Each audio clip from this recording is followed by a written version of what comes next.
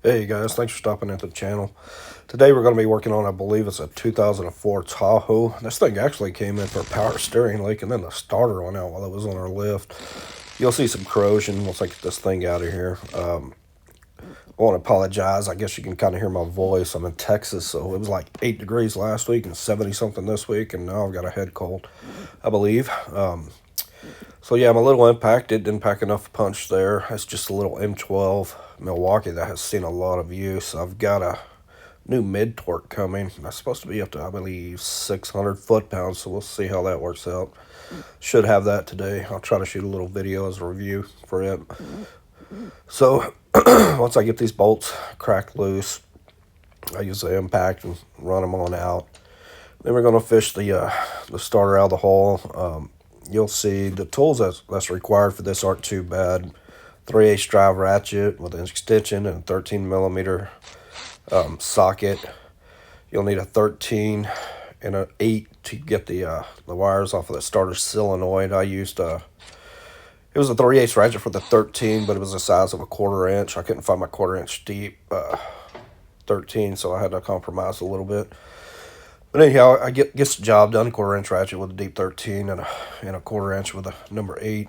We'll get the wires disconnected. First thing you want to make sure you're doing, if you haven't done this before, is disconnect the battery before you start taking the wires or even the starter loose.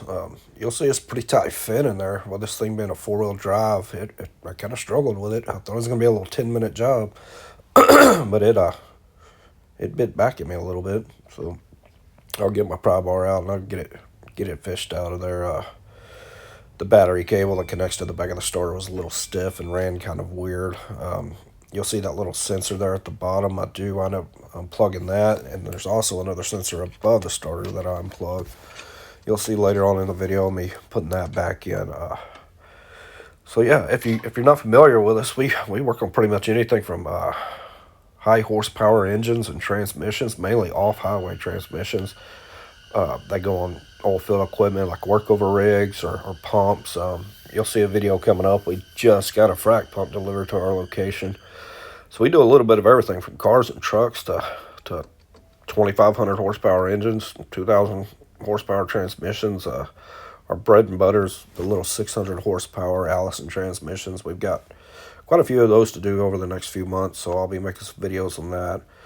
But here you can see me busting the battery cable loose after I got the starter fished out of there.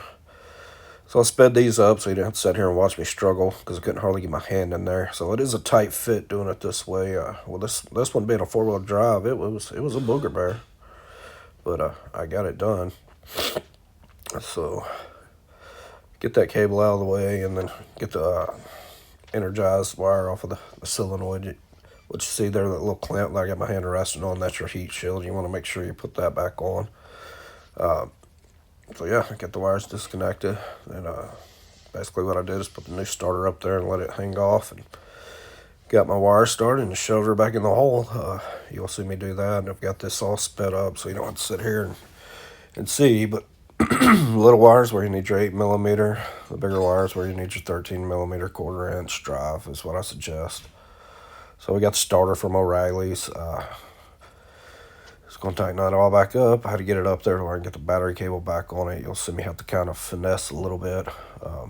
This is a tight fit, so I would only suggest tackling this if you're pretty mechanically inclined, because, man, it even frustrated me and tore my hands up. But we got her done. So, guys, if you like watching this kind of content, I'm trying to get better with my videos and shooting angle and all that good stuff. So be sure to subscribe and check back often. I've been making some shorts. We're going to be making the video on this frac pump transmission that we've got to do. I just got done with a 600 horsepower John Deere engine. I rebuilt it. Got some video shot on that. I didn't shoot a whole lot. It's really neat to turn that one around pretty quickly, so I stayed just pretty busy on that. Didn't worry about cameras and things of that nature till I was going back together with it. But this is that sensor I was struggling with.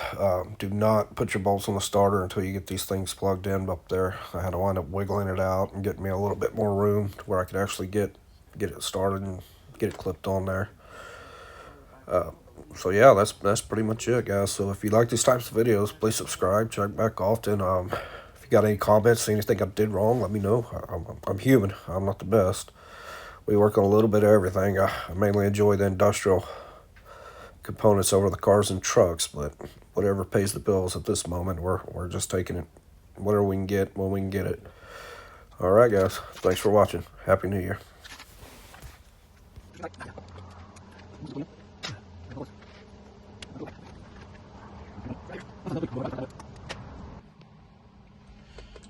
All right, let's see if this joker will start now.